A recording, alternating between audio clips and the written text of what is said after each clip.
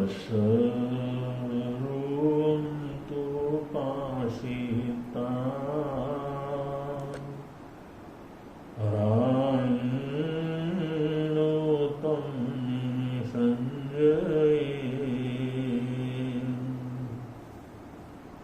तच्चन्त परमवासी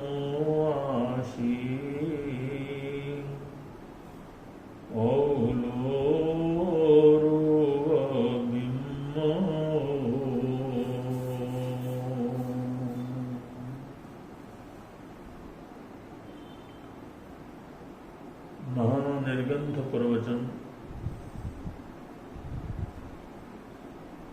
उसका ये 5वां श्लोक है, 5वीं गाथा है। इस 5वीं गाथा में शास्त्रकार कहते हैं तस्य रूपम तु पाशिता। मगधाधिपति महाराज श्रेणिक ने जिस समय तस्य संजय मंडीकोक्ष नाम के उद्यान में पेड़ के नीचे बैठे हुए संयमी साधु पुरुष एक संत के दर्शन किए। अब ये लगा कोई साधु हैं, पेड़ के नीचे बैठे हैं, जंगल के बीच में हैं, यहाँ पे आता जाता तो है नहीं, चारों तरफ से खुला है, कौन है? तो थोड़ी जिज्ञासा उत्पन्न होना स्वाभाविक था। तो उस राजा ने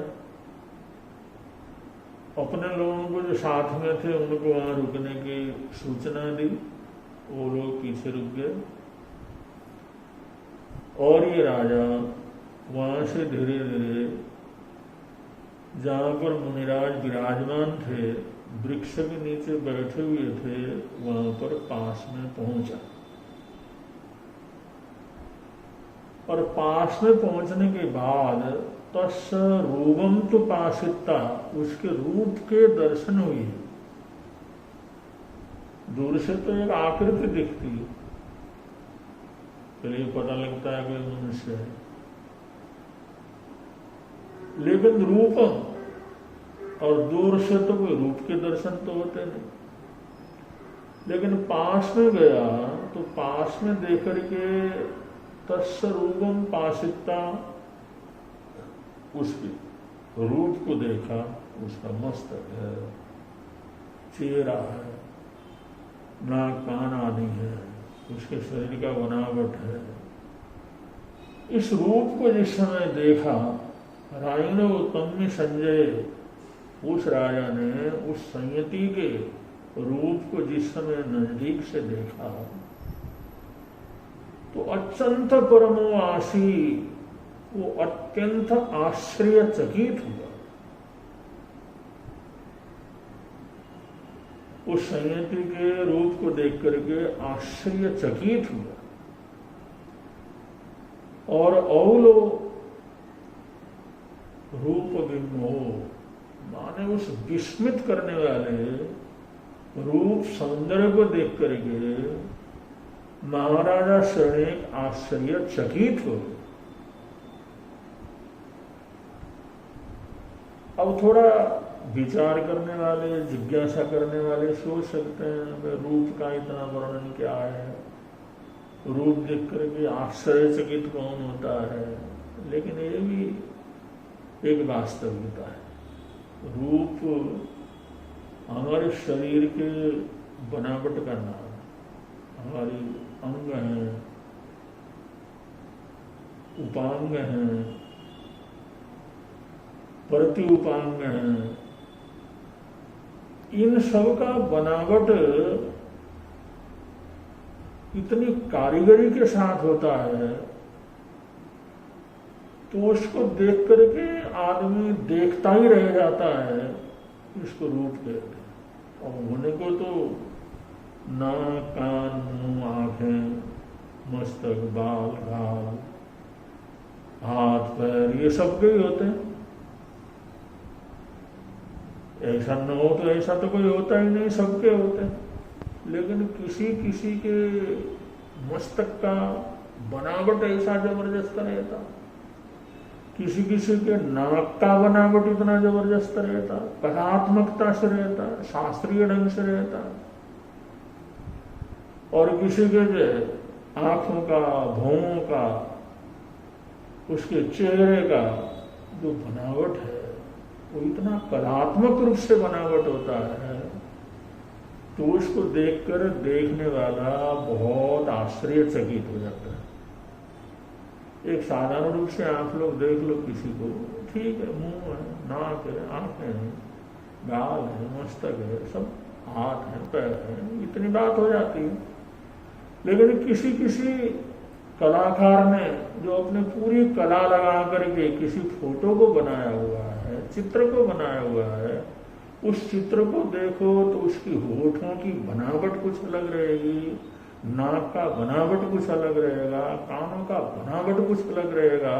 उसमें वो इतनी कारीगरी और इतनी अपनी कलात्मकता भर देता है कि एक एक चीज को देख करके मन के अंदर बड़ी जो है प्रसन्नता होती है। इसको रूप कहते हैं। सिर्फ चेहरा मिलना, शरीर मिलना, शरीर की आकृति मिलना एक बात अलग है, लेकिन उनका उसका रूप मिलना, उसकी कलात्मकता का मिलना, ये कोई आसान काम नहीं। ये बड़ी पुण्यवानी की बात रहती है। जो जितना जितना भागशाली रहता है, पुण्यशाली रहता है, उसके एक एक अंग का बनावट इतना विशेष रूप से होता है, इतने अद्भुत रूप से होता है कि जिसकी हम किसी से तुलना नहीं कर सकते। इसलिए तो तरह तरह की उपमाएं जो है कवि लोग ढूंढते हैं, उनको उपमाएं नहीं मिलती हैं। तो इसकी उपमा दें तो कैसे दें, इसका वर्णन करें तो कैसे करें, इनकी आकृति को प्रकट करें तो कैसे करें। बड़े बड़े कवियों के मन में बड़ी भारी समस्या पैदा होती है। वह जो रूप देखा है हम उसको हम किसी भी रूप में प्रकट नहीं कर सकते। तो एक रूप का वैभव होता है, यह हमारे शरीर की बनावट का रहता है। एक एक अंग का बनावट क्या है, किस ढंग से बनाया हुआ है, किस तरीके से बना हुआ, अनुमान प्रमाण से वो बने हुए हैं। तो वो जो है देखते ही इंसान को इतना जो है अभिभूत कर देते हैं, इतना आकर्षित करते हैं, इतनी प्रसन्नता प्रदान करते हैं कि उनको देखता ही इंसान रह जाता है। एक होता है आकर्षण विकर्षण, वो बात अलग होती है। एक होता है उम्र और समय के अनुसार किसी चीज के प्रति आकर्षण होना, ये अलग बात है। लेकिन ये जो सौंदर्य है जिसको रूप कह करके पुकारा जाता है, ये कोई साधारण चीज नहीं।